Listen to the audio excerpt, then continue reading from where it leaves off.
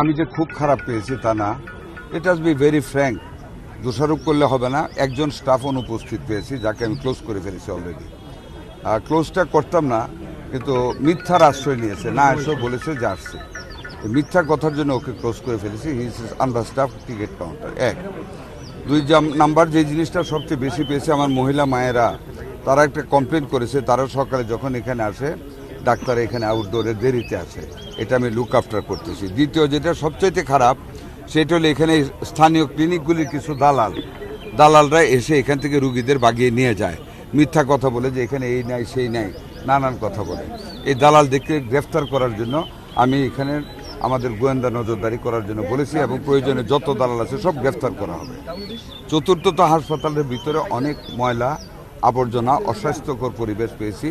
DC মহোদয় এখানে আছেন এবং আমি তত্ত্বাবধায়ককে বলেছি আজকের ভিতরে নোটিশ করবে, আগামীকালের ভিতরে স্পট টেন্ডার করে অকশন দিয়ে সমস্ত মালামাল এখান থেকে সরিয়ে এটা একটা ক্লিন পরিবেশ করবে।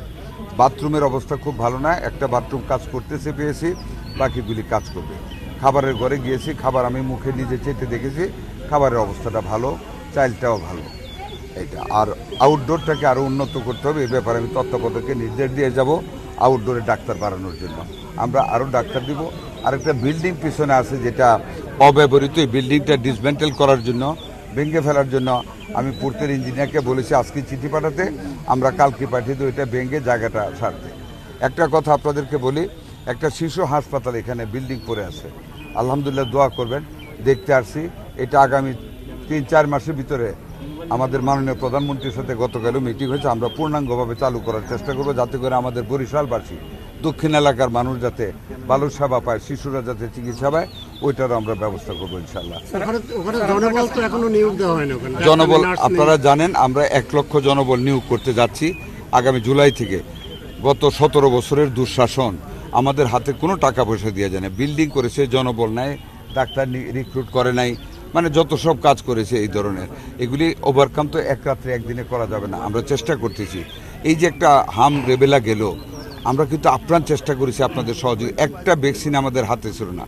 ওই দিন আপনার ইউনিসেফের রানা ফ্লাওয়ার, যিনি কান্ট্রি রিপ্রেজেন্টেটিভ, উনি একটা কথা বলেছে ওনাদের মিটিংয়ে, যে পৃথিবীর ইতিহাসে বাংলাদেশে এবার যে রেকর্ড করেছে, যে অল্প দিনে এতগুলি ভ্যাকসিন কালেকশন করেছে, পৃথিবীতে আর কোনো দেশ পারেনি। আমাদের হাতে এখন বাফার স্টক আছে। আপনারা বরিশাল, আমি আপনারা জানেন কিছুদিন আগে 12 তারিখ থেকে বরিশাল সিটি কর্পোরেশন আমরা ভ্যাকসিন দিয়েছি, আমরা কাভার করেছি 100% কাভার হয়েছে না তত্ত্বাবধায়ক সাহেব? 100%ই প্রায় হয়ে গেছে। এবং এইখানে আল্লাহর রহমতে এটা দেওয়ার পরে এখন আমাদের রোগীর সংখ্যাও কমে এসেছে। আমরা চেষ্টা করতেছি, আপনারাও খেয়াল রাখবেন, আমরা কিন্তু আপনাদের পজিটিভ সমালোচনাটা চাই।